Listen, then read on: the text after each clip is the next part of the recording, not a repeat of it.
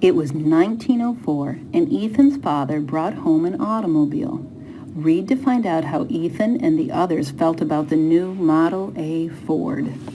And it's called Get a Horse. Ethan woke with a start. It sounded like the end of the world outside, as 3 or 4 explosions rattled his bedroom window. People were yelling, and horses were whining in the street, rubbing the sleep out of his eyes. Ethan pulled back the curtain and looked out. Somebody was driving one of those new-fanged horseless carriages up and down the street, terrifying the horses and making people jump out of the way. Ethan pulled on his trousers, shirt, and boots and clattered down the stairs and out the front door, just as the noise contraption roared past the house again. He could see it pumping out stinking exhaust and making one of its explosions every few feet. The driver of the vehicle wore a long canvas coat, gloves, a leather hat, and a pair of goggles for protection. The year was 1904, and everyone in Detroit had been talking about the horseless carriage that Henry Ford has invented. Ford called it the automobile because it moved on its own. No horse was required. Ford said that the automobile was going to replace the horse and carriage. But most people didn't believe it. People have been riding in horse-drawn carriages and wagons for hundreds of years, and it was a great way to get it around. Okay, you can read the rest of the book silently to yourself, Faith. Hearing a little bit of that class next door.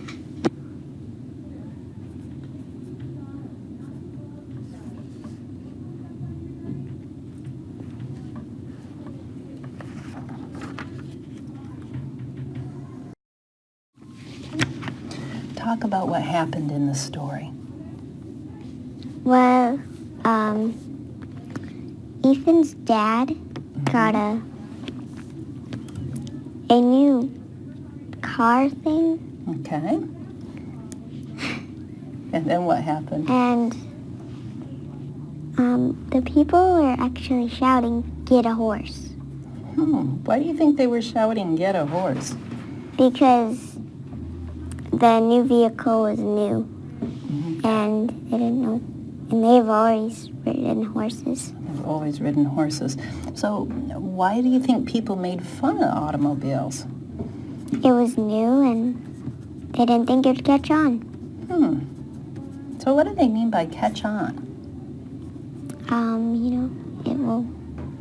Well, they thought that horses and carriages would just be the only way of getting around. But then the automobiles came, and people started to drive them. Okay. So how did Ethan feel when his father came driving that automobile? He felt a little embarrassed, And how did Ethan's father feel about people when they were making fun of him? He didn't care. I wonder why that is. So, what else was Ethan really worried about? He was worried that that they would sell his horse. That would be concerning, wouldn't it? How do you think Ethan felt about his horse? He loved it. Yeah, I would think so. Explain the meaning of this title. They call it Get a Horse. What does that mean? It means... Or why do you think the author might have chosen that title? Because the people are shouting, "Get a horse." Okay. How did the writer tell you that 1904 was different from today?